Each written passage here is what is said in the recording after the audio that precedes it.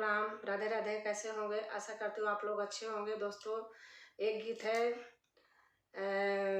देवर जेठ ननद सास सबके ऊपर है दोस्तों, मनोरंजक वाली गीत है। अच्छी लगेगी तो दोस्तों लाइक करना, शेयर करना, सब्सक्राइब करना और कमेंट में लिख के बताना दोस्तों कैसे लगी।